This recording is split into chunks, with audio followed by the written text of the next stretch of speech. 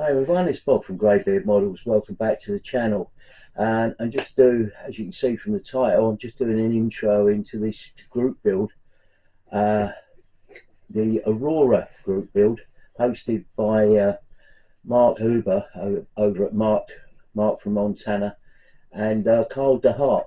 And it's basically to do an old Aurora kit. Now, old Aurora kits over here in the UK seem to be very rare, and original Aurora kits.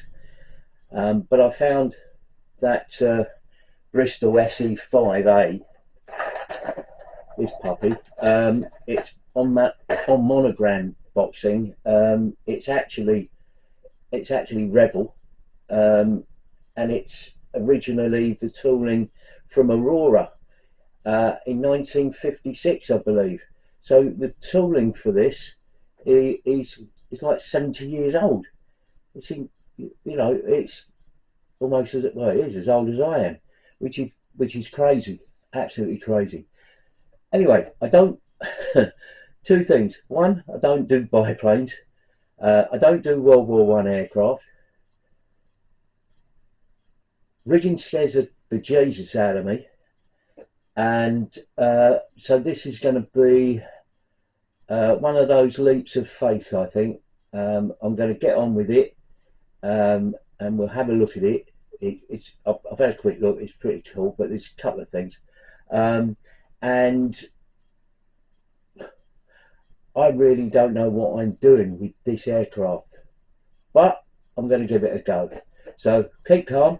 Build model aircraft. Let's go to the bench.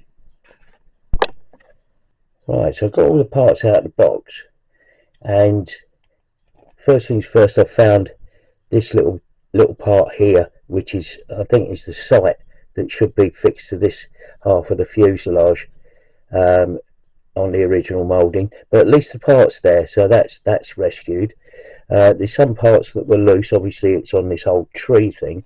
And curiously, because obviously it's an old kit, so these parts were actually in this sealed bag, which may be the original sealed bag. I don't know, but it's got the wheels, and it's got the machine gun, and I think these are exhausts. I'm not sure. I know nothing about biplanes, but I got those parts. I had a look at the figure. The figure's shockingly bad.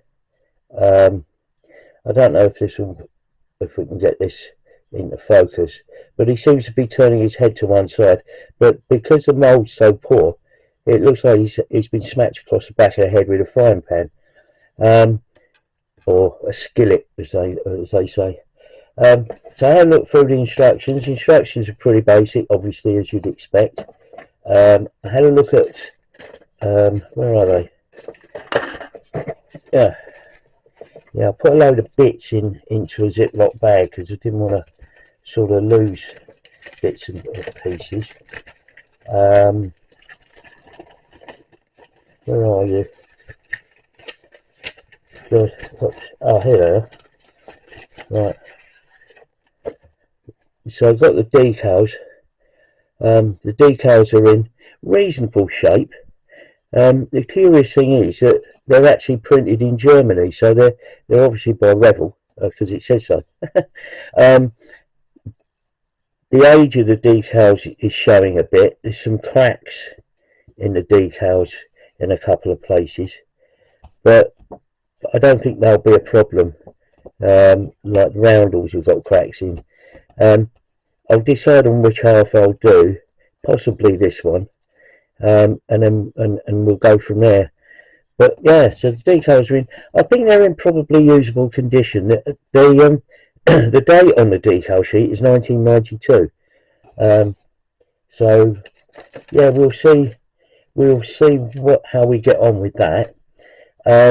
Because I had opened this and had a look, I've actually bought some 3D resin 1/48 scale World War I pilots off the internet. These are okay, but they're a bit softly moulded. But I think it's a toss up between these and this. And what I might do is actually use the head from one of these and replace the head on that one. But I don't know, we'll look at that later on in the build.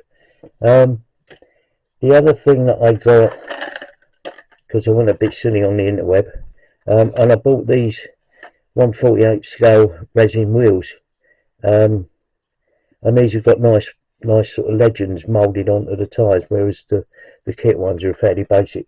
So I'll just make it, I'll bring it up a wee bit. Also in the kit I found this, I don't know if anybody out there who's had one of these kits can tell me. I'll put those parts back in the bin. In the bin? No, in the box. I don't know if anybody out there can tell me, but I found this in the box, and it looks like it's rigging. Well, it's some thread that whoever was had this before looks like they're going to use this for the rigging. Now it doesn't strike me as something that would be in the model kit.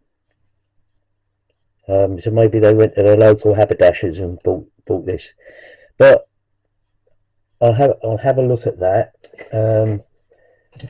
I've also got some other bits of rigging stuff that I found in my stash of stuff. This is a 0.25 hemp thread. There's 10 meters of it. I don't know if this is any good, but I've stuck that in the box as well. What I've done is gone through my stash and sort of put all the stuff into the box. Anyway, that's what I'm going to be building, a biplane with rigging. Crapping myself. Anyway, I'll get on and make a start, and I'll come back to you. So I could make sure that I had an idea from the model's diagram and everything else, positions for the rigging. I got this book, which is quite a good book actually. It's got some great pictures in it, and it's got stuff that sort of outlines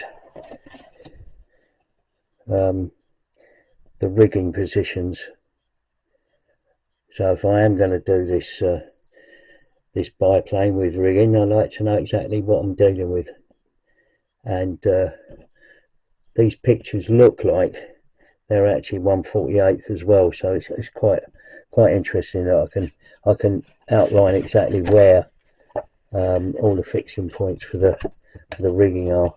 And the other book that I picked up, which is this is an old book,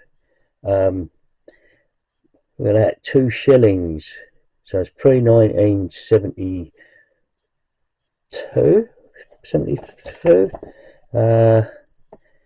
What's it say on here? It just says printed in England. But yeah, this is these profile books. I've got a few of these. Again, nice colour pictures in there with the layout of the rigging wires, and then some good outline drawings and some really nice photos actually, which might be useful for if I start to follow up with maybe another version of this. But anyway, yeah, so I've got those. So the next thing is to have a look at some of the bits and maybe get a start. Okay, so we've got a load of parts now prepped.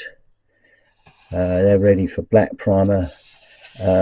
These two parts I'm going to use a grey primer on, mainly because the colour call out for the propeller is red. So I'm going to put a grey primer on there. It works better with red. And this is the radiator, and the majority of that is red with black on the grills. So it's easier to do a grey primer, do the red, or do the black, and then mask off the do the grey primer, mask off, do the black, and then yeah, I know what I mean. So that's you know that's all of that. Moving those out of the way. The other problem that I had was sink marks on those parts, sink marks on those parts, sink marks on bits of the fuselage, In fact, there's quite a nasty sink mark on the rear part of the fuselage there. This part underneath where the axle is, and the sort of aerofoil thing, that had a really nasty couple of sink marks on it, and that needs working on, and this part of the wing, this part of the wing needs some work on it. I managed to get rid of some of the ejector pin marks there, but that's got a couple of nasty sink marks in it there. So just waiting for all of that to go off, and then we can come back and start assembly, I think. In the meantime, I've sort of worked out the rigging from my books, and one of the things I've noticed on some of these mouldings is that there seems to be some dots on the mouldings. Where's the other wing? Yeah, I've got this other wing. There sort of appears to be, can't see them now, but I saw sort of spots, and I think there might be the points where the rigging goes on here, but I'm not going to be led by that. I'm going to work out from the diagrams exactly where the rigging will go, and then what I'll do is, once everything starts to go together, I'll be marking out the positions for the rigging for the fuselage lower wing assembly, which is essentially like that. And once I've got sort of that in place, then I'll mark out exactly where I want the rigging to go, and then we'll go from there. Anyway, that's where we are on this part one of this build. It shouldn't take too long to get onto the main sort of build once this is all done, and we'll move swiftly on. I hope that was interesting. Thanks to Mark for the inspiration, if you like, to do a World War I biplane. So I've done this one mainly because it was a cheap kit, and if I mess it up, it doesn't matter, and it's good practice. So anyway, thanks for watching, and I'll see you on the next video. Bye for now.